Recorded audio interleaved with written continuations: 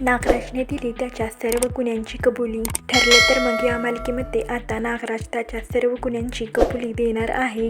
नागराजला समजले असते की सुमनने अर्जुन आणि सायलीसोबत हातमिळवणी केली आहे. हे समजताच नागराजला खूप राग येतो. तो सुमनचे केस पकडतो, तिला मारहाण करतो व तिला म्हणतो की मीच आहे या सगळ्याचा मास्टरमाइंड. मीच 22 वर्षापूर्वी अपघात घडवला होता. हे ऐकून सुमनला तर धक्काच बसतो. सुमन त्याच्याकडे पाहते व ती रडत असते.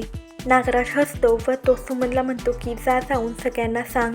तुझ्यावर कोण विश्वास ठेवणार, कारण सगळ्यांना असं वाटत आहे की तुला वेड लागलं आहे.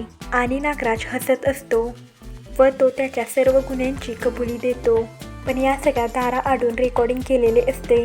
हा व्हिडिओ आता अर्जुन सायलीपर्यंत पोहोचणार आहे. हा व्हिडिओ अर्जुन पाहतो व अर्जुनला व्हिडिओ पाहून खूप राग येतो. आता नागराजचे खरे रूप समोर आल्यावर अर्जुन सायली काय निर्णय घेणार हे आपल्याला येत्या भागातच पाहायला मिळेल.